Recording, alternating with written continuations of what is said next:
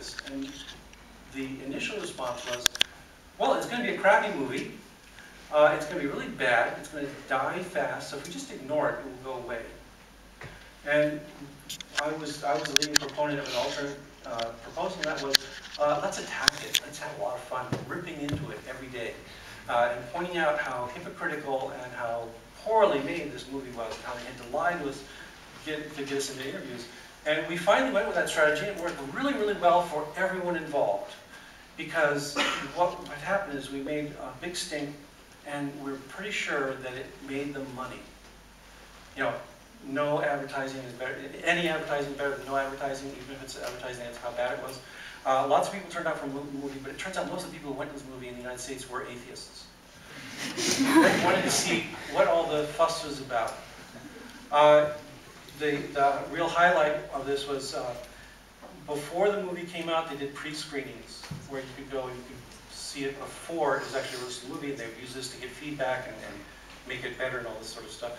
And they had a pre-screening in Minneapolis, near where I live, and I applied and got tickets to go see this thing.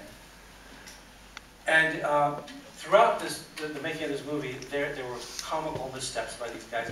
Probably the silliest thing they did is they scheduled a pre-screening during the week of the American Atheist meeting in Minneapolis. Which meant lots of people showed up, but they were, you know, I went to this, got in line, and it was all my friends from the local atheist groups. And a whole bunch of scientists from the university, and so all these people lined up. There were here and there were a few scattered creationists, but it was dominated by us, godless folk. And of course, the other thing is that I invited Richard Dawkins to join me, and he came with me to the movie. And what made this spectacular, a real own goal for the Creationists, is the producer of the movie spotted me in line and kicked me out. And not Richard. Really, every time Richard and I get together, I dine out on this. I'm much scarier than Richard Dawkins, obviously. But you know, this is the kind of thing where we had been talking before we went to the movie. What is the way we're going to handle this? You know, what kind of things can we do to get the message out to the public about how bad this movie was? And we speculated. We said, you know what can happen? We can go to this movie and we get thrown out. And wouldn't that be a great PR success for us? Here's this movie called Expelled, and they expel the scientists who want to see it. And we said, nah, that won't happen. They know that that would be a terrible mistake. What will happen is instead we'll both get to see this movie and we'll get to write really detailed, informed reviews of the movie. And little did we know that there must be a God, because we got the perfect result. One of us thrown out, the other one got to see the movie and make a detailed review. So again, embrace the controversy, because the controversy is solved. When I got kicked out of the movie, what I did is I went downstairs to the Apple store and I sat down and got on my blog and wrote a post describing what had just happened. And it was the #1 most popular blog post in the world for 3 days. Everyone was like, it just blew up, because it was so hilariously ironic that this was happening. So that kind of thing really can make your message get out there, and it really spread the news that the people who made this movie were hypocrites. Okay, the other thing you can do is take advantage of people like me. Take advantage of Carl Zimmer, another guy I mentioned here is Boris Zimkovic, who's got a popular blog that has a lot of connections to a lot of other scientists. You know, if something happens that's dramatic, you know, one of those conflict sorts of things, but you can't quite get the readership to get it out to the world like I did, you send it to me, and I get it out to the world instead. That a link from me, it turns out, means quite a bit as far as traffic goes. So what you can do is take advantage of people like this to spread the news. And we are happy disseminators of information against creationism. We work all the time on doing this. So it's a good way to get the word out. Okay, so let me just wrap it up, because I've talked too long already. The couple messages I want to give here is that the new creationism that you're seeing emerging out of the United States and is trying to make its way over here is hardening in their attitude towards science. They're either very strict literalists, like Ken Ham, or they're propagandists like the Discovery Institute, who will lie and distort for science in order to make the case. If you are a scientist right now, a creationist is somewhere probably abusing your work. If you've talked about evolution, they will pluck out words out of context. They'll completely invert the conclusions of your work. They'll do all kinds of things to lie about what you're doing. And what allows them to do that is that your work is published in very obscure publications like Nature or Science or something like that. And most people don't read those. So you have to work to get it out there. And the way you're going to get it out there is you're going to take advantage of the internet. It's got this great potential for popularizing science. Right now it's underutilized, but that can change. We are working on catching up with Paris Hilton. You either start your own blog, or have a lab blog, or an institute blog, or you are part of an organization that has a blog that will put up your things, and you get the word out there.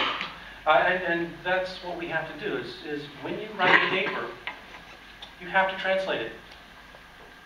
Speaking in science is not good enough. You have to speak in Norwegian or speak in American or whatever, something that more people will be able to read and understand. And finally, don't be afraid of conflict and controversy, because it's loads of fun. Okay, like I said, I've talked too long, so I'll just stop right there. And I will take questions as long as, well, how long we've got? Okay. 10 minutes. Okay, 10 minutes of questions. And then, of course, we're adjourning to a park. And you can hammer me there, too. Okay, questions? I'm a Seventh-day Adventist. When are you going to start lying over other people's belief? Because you tell that we say that you should burn in hell. I'm a Seventh-day Adventist. I have never believed in any hell. No, what I said was that the Seventh-day Adventists provided this germ of prophecy from Ellen White. Yeah, it was then adopted by the wider creationist community. Yeah. That the groups that are saying that you're going to burn in hell are not necessarily Seventh-day Adventists, although I've actually had Seventh-day Adventists tell me horrible things about what will happen to me. And what's happened is that these other religions that are more mainstream than the SDAs are now using those doctrines to promote their vision of creation. Yeah. Because when you told it like you say now, it seems that you say that Adventists believe in that we should burn in hell. So that's the problem. Because if you continue to lie about how should you convince us? Because you lose your own integrity if you continue telling what is not true. Did I lie about the fact that Ellen White saw? No, that's not the case. But the understanding is that we say that you should burn in hell. We have never. Right, Ken Ham though, but he's not a Seventh-day Adventist. Anyone else?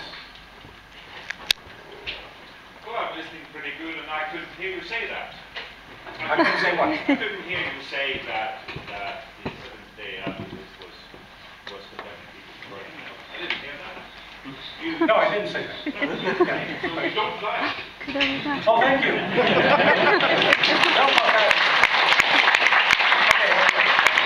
I have a question. You showed pictures from the Creationist Museum, and you showed the two different sort of. Thank you. You showed the two different sort of views of evolution, the one that God had and the one that human reason had. Yes. Yeah, I looked a bit at the human reason tree. Did I see right that I saw a worm, a nematode in the middle of that tree, and the mushroom and the triceratops and the human all grew from the worm? Was that how it looked like, or did I see something wrong? No, yeah, if you nitpick and you start looking at science, it's pretty crazy stuff. So yeah, no. I was just wondering if they had any sort of rationalization of why the fungi evolved from the worm, according to the human reason view. No, they don't. But what they've got is a set of folk conceptions about how evolution works that presuppose a hierarchy, a ladder of creation. And so yeah, when you talk to them casually, that's what they think is. Yeah, you can characterize everything by put it on a level of complexity and say, well, this is what evolution says, is puts humanity at the top and so forth. Yeah. Are non-Christian creationists essentially similar in their methods and their message? What kind of Christians? Non-Christian ones. Hindu, Muslim, yes. fundamentalist, and so forth. Yes, actually they are, surprisingly, that